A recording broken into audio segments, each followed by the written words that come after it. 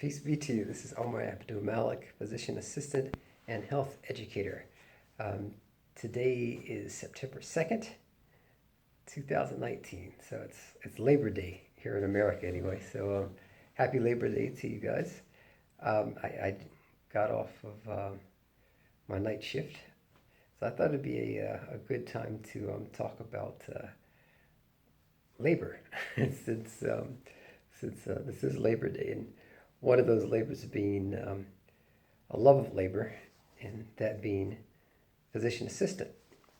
So I've been asked by a lot of folks, what should they choose? Should they choose NP, MD, PA? That's really a decision that only you can make with your life. You'll see this is a consistent message throughout any other YouTube channel such as mine, whether you go to somebody like Dr. Andre Pineset or Donna, the PA, or somebody like that, or Antonio Webb. You'll see everybody saying, well, only you can choose that. And that's the God honest truth.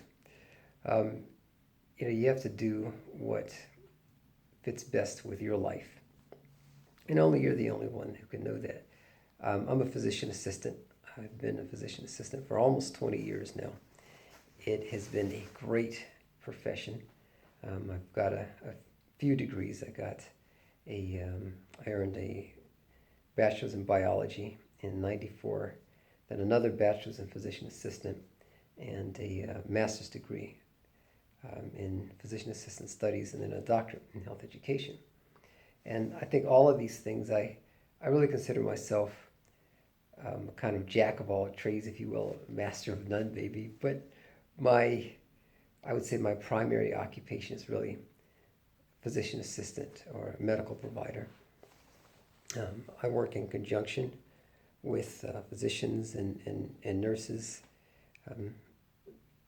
nursing assistants, various technicians, respiratory therapists, physical therapists. It's a great team effort. I better not forget about our speech and language pathologists and registered dietitians. So I get to be part of a great team. And I come from an athletic background. I did wrestling and cross country, and also did some martial arts. Now, being on a team is a great thing because you've got a team effort. But also, with the team effort, you have to be an individual competitor. You have to perform as an individual, and that's what I like about being a PA. You have a lot of autonomy because you're expected to perform and provide excellent clinical services, so you can have the most optimal clinical outcomes for your patients. And I get this role and this desire of mine is fulfilled with the PA profession. Right now, there's some really great things going on with the PA profession. As of 2019, according to the Bureau of Labor Statistics, the average salary for PAs is a little over $108,000 per year, which is, I think, in this economy, pretty good. And our profession, unlike a lot of other professions, is expected to grow significantly. You've got things like expanded medical coverage for U.S. citizens and the graying population, so you're going to have a lot of senior citizens in the coming years. I'm approaching that, God willing.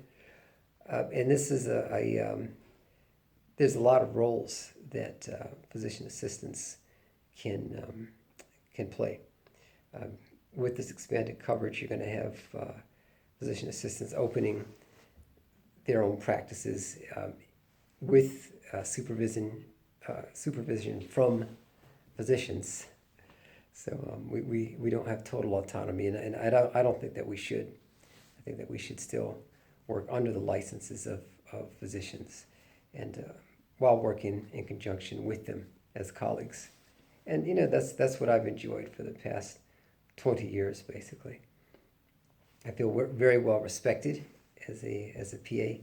I get respect from the patients, their families, and the physicians. And I'll give you a case in point. When I came on night shift, there was some very concerned family members, and I talked to them about their loved one who's one of our patients, and I assuaged a lot of their concerns, and they told me they felt really good talking to me. They didn't dismiss me like, oh, I want to speak to the doctor instead. So again, with respect, I'm very well respected by the patients and their family members. I had to consult with a physician at another hospital because we were sending a patient to the emergency room. So I talked to the physician. I let him know that I was the physician assistant. He didn't say, well, I want to talk to the doctor, or, well, I don't want to talk to you. You couldn't possibly know anything. He said, okay, good. I'm happy to talk to you. And, we talked about the patient.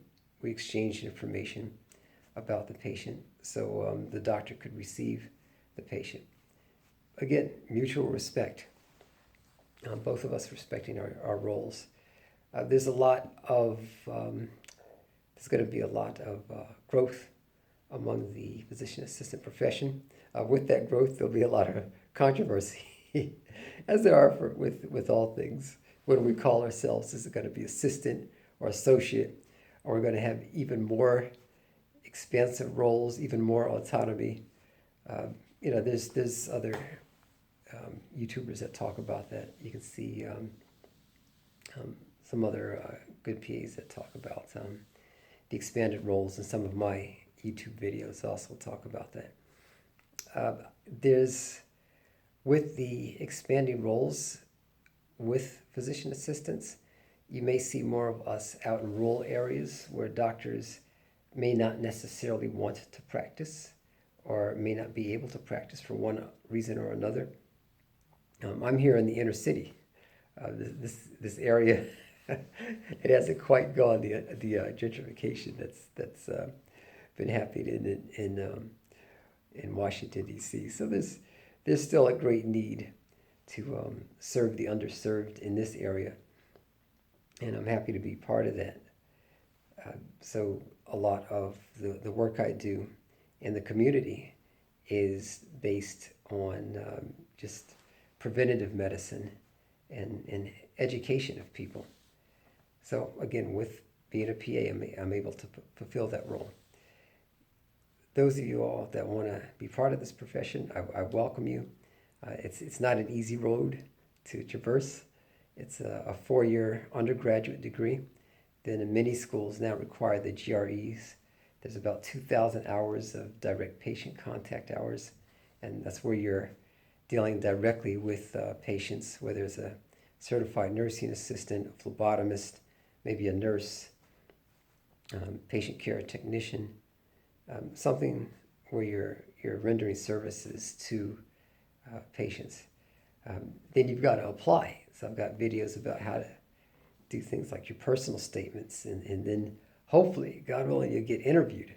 Then you got to go through the interview process. Then you've got to wait and find out if the school has accepted you. Then you got to get through 28 to 24 to about maybe 32 months of very rigorous training, depending on your program.